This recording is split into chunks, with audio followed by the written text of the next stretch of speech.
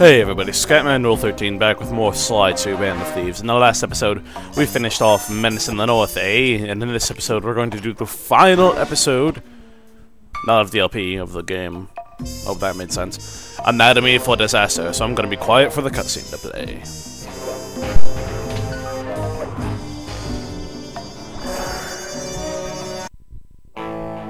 There we were, heading east across the Atlantic Ocean, stowaways on a giant airborne fortress. Though time was short, we made sure to study up on our unknowing host, Arpeggio. While attending a prestigious boarding school, the young Arpeggio excelled in all subjects, but he never managed to keep up with the other boys physically. Sadly, his wings, due to their small size, were useless for flight. Furious at his feeble body, he focused his powerful mind to search for a cure in the works of the Italian Renaissance masters. Their notebooks provided the springboard for this sinister young genius, and it wasn't long before the Claw Gang took him on as chief inventor. His talents must have been at work repurposing all the clockwork parts for their criminal schemes, and now this mastermind is in possession of all the parts. It's only a matter of time before he puts them back together. And when that happens, well, I'm not going to let that happen. Sly Cooper and the gang in Anatomy for Disaster. Die! I love breaking tension with stupid noises. Alright. So, normally I would do bottles, but interestingly enough, there's one bottle that I'm pretty sure you can't get as Sly. You need somebody else's help. That's the only way I figured out how to get it. So, I'm gonna have to avoid every single bottle on my way to get to the first mission, so that we can then do all the bottles. Isn't that fascinating? Isn't that unusual? Oh boy. Let's actually climb up here.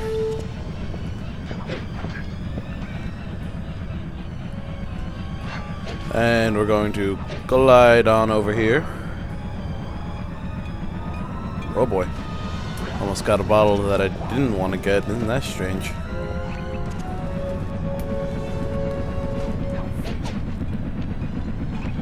It's very rare that you'll see that I don't want to get a bottle. It's probably the only time you'll see it. Ah, boy. Well, he died, so... Oh, boy. Climb, climb, climb! Alright, cutscene time. My instruments have picked up large magnetic fields radiating from inside that blimp. If Arpeggio's already started reassembling clockwork, that's where you'll find him. Sounds good. I'm on my way.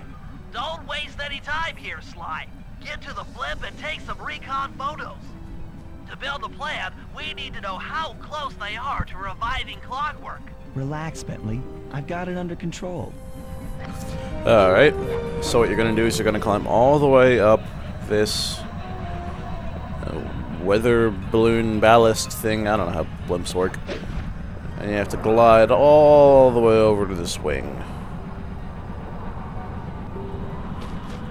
And you're going to come over to this rope here. And climb all the way up and around to the cannon. Because what's a blimp without a cannon, right? And crawl on inside.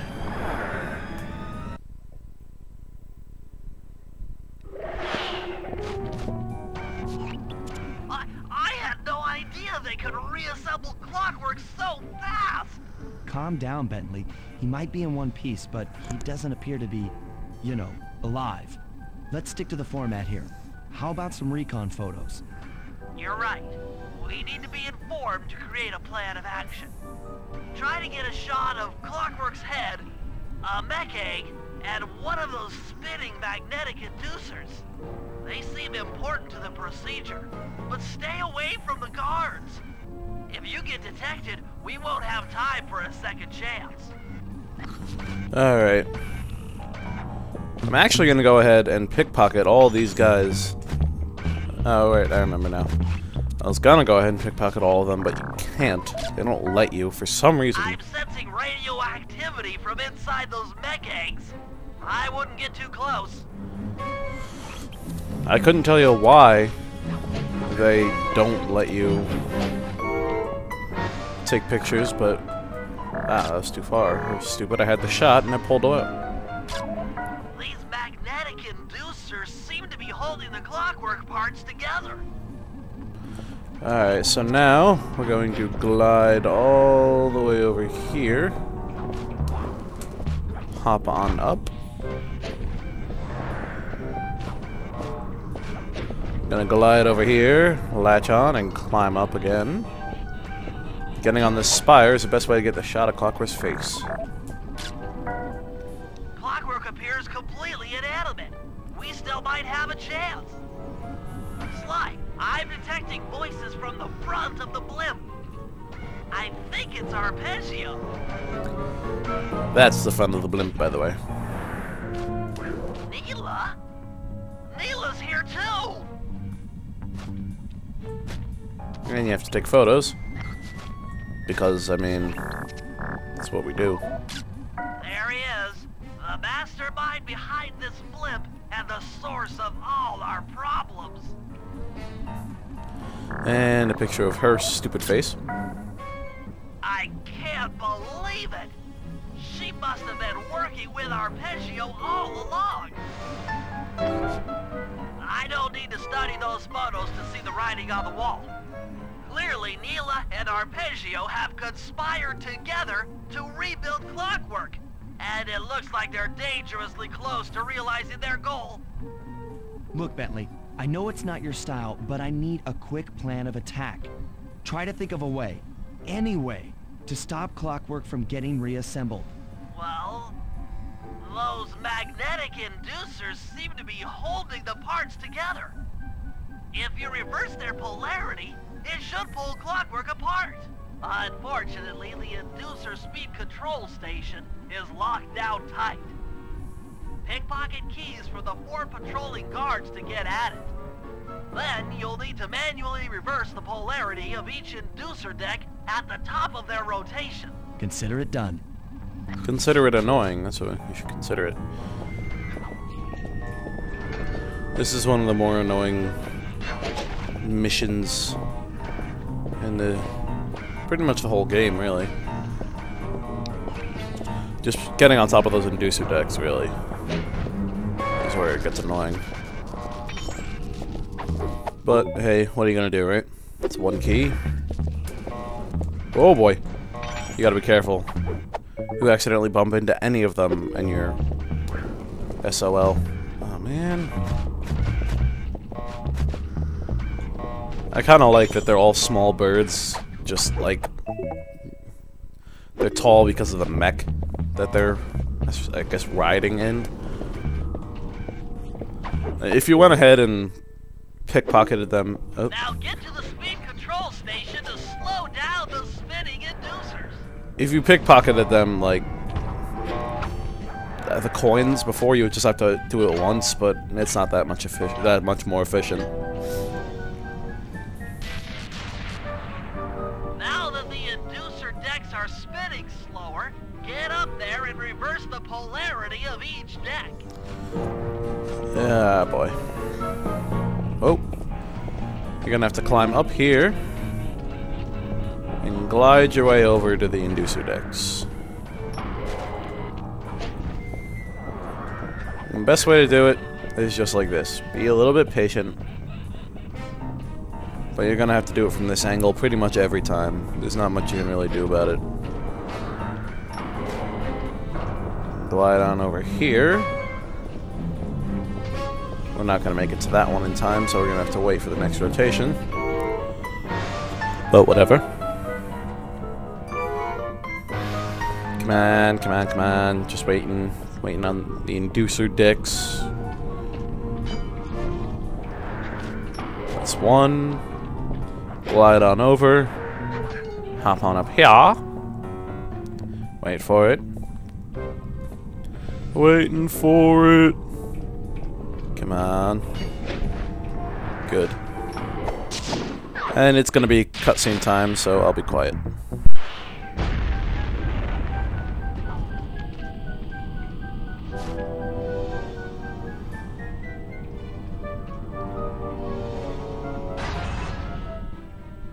yes then.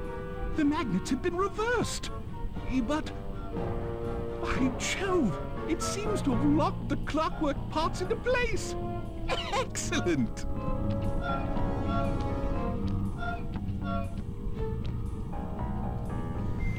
Sly Cooper! Of course this would be your doing. Ah, Mr. Cooper. No doubt you believed a reversal would pull the old bird apart, eh? But it seems to have had quite the opposite effect. I'm truly grateful. When fully powered up, I'll join myself to its circuits and be born anew! All this because you can't fly. You're pathetic. Immortality! Immortality is what I seek. The other Claw Gang members were much too short-sighted. They were satisfied using the clockwork parts to drive their various trivial schemes. But not me. No. I saw them for what they really were. The keys to life eternal. So, what? You had Neela put me on the scent back in Cairo, and then waited while I stole the parts from the other Claw Gang members. All the while not arousing any suspicion that you were behind it all? You make it sound easy, Cooper. I had to carry your pathetic gang through that first set of heists. I was overjoyed when Arpeggio let me toss you in jail. I could finally go after the parts myself. Ah, but acquiring all the parts was only half the equation. Think, Cooper. What kept Clockwork alive for thousands of years? He was fueled by his hatred for my family. Splendid! That's right! Hatred. Putting his gears and wires together was child's play, compared with accumulating that much hatred. You can't make people hate. Oh, my poor naive boy. My meticulous mind has found a way.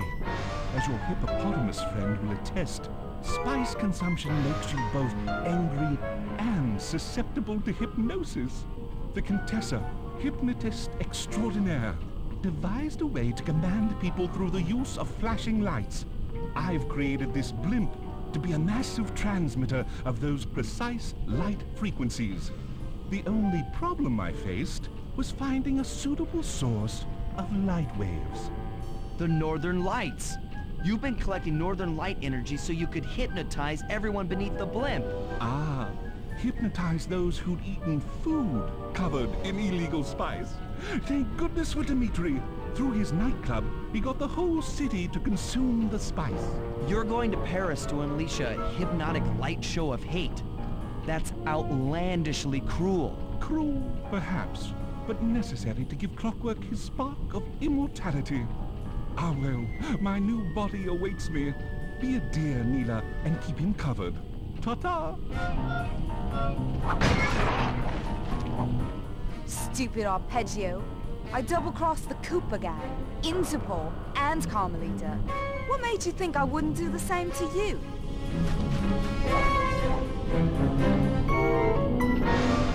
This is preposterous! You're my protege, not the next candidate for my immortality. I demand you exit the Clockwork frame or...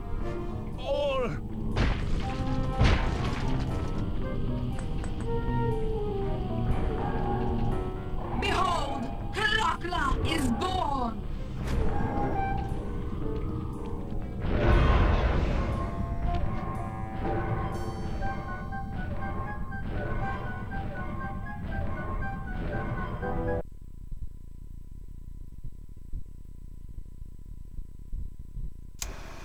As we all know, things are looking grim. Neela has joined herself to the Clockwork frame and the Union has produced Clockla. She's out and free to terrorize the world. This blimp is still in motion to Paris. I can only assume Arpeggio's autopilot will activate the hate hypnosis light show. If that happens, there will be no stopping Clockla. She'll be immortal. But we still have a chance. In her new form, she'll need to draw a lot of energy from this blimp's engines to stay strong. If we can disable the engines, that should be enough to weaken her to a state in which we can attack. Getting at these engines will require all three of us to work together in perfect harmony. We've pulled off some tough jobs in the past, But they were just the warm-up round for what we'll be going through tonight. Alright, well that does it for this episode. That was kind of a plot twist that when I first played the game I wasn't expecting, and I'm hoping that you weren't expecting if you haven't played the game before. Now you know why I hate Neela so much. And that's that. So, in the next episode we'll be getting bottles. If you like this episode, make sure you comment, rate, and subscribe, and I will see you guys next time.